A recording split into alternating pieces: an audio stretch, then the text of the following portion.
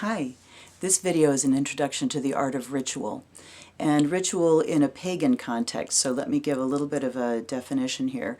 To me, paganism is organic religion. In other words, it's the spiritual belief system, the spiritual understanding that comes when you are in the context of nature and when there is no lineage and theology and text, so nobody to teach you and have it handed down. It's the understanding you come to through observing and living within nature and seeing yourself as part of nature.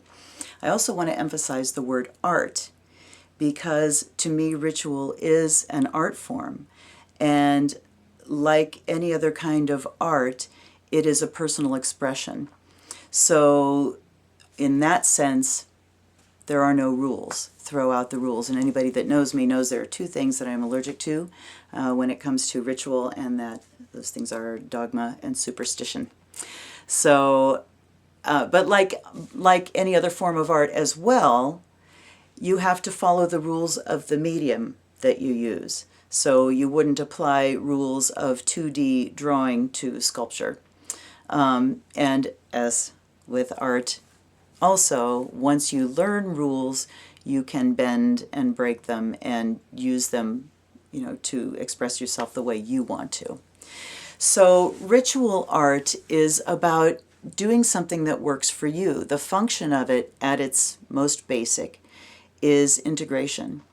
It's integrating the self, your intellect, your creativity, your emotions, and your body, bringing all those things together, anchoring them together, and then bringing spirit in so that you have a connection on all levels. So for me, it's really a health function, a process of pulling the parts of myself together that tend to get fragmented throughout the day. If we work a job that's largely intellectual, you spend all that time in your intellect, the emotions kind of come in underground.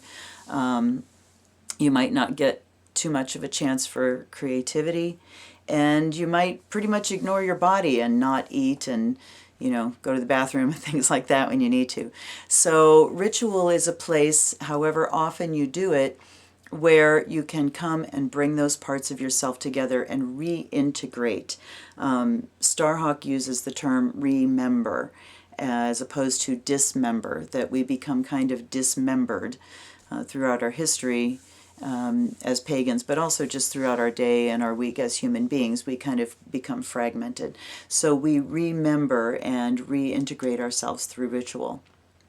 So beyond, that context, what really counts in ritual is what resonates for you. And I'm starting this series with just this overview, but I want to move on and eventually talk about an elemental framework, the elements of air, fire, water, and earth, and spirit, and how to use that as a context and a framework for your ritual. Rituals for different purposes, for example, for celebrating, for rites of passage, for catalyzing change, and integrating change. So celebrating, integrating, catalyzing, those are three main functions of ritual. I also want to talk about magic in ritual and deity in ritual. So again, I will state that this is in a pagan context, and no denomination. I am a licensed priestess, but I am non-denominational. So this is a work in progress always with me, as it should be with everyone.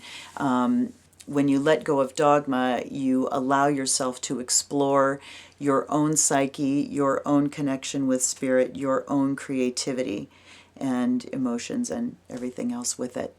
So I will make reference to certain traditions, but I'm not going to stick within any particular tradition. We don't want to get dogmatic, and as with anything that I teach, take everything I say with a bucket of salt and run it through your filters. If it doesn't work for you, chuck it. If it does work for you, great. Try it on, live with it for a while. I expect as you explore your ritual practice that you are going to grow through it and with it, and the ritual practice itself will grow to reflect who you are at the time that you're doing it. The same way my altar reflects the many traditions that I've practiced within and that are now also still part of me. I think we'll start next time with maybe a tour of my altar, or maybe elements. Who knows? Anytime I commit to something, I change.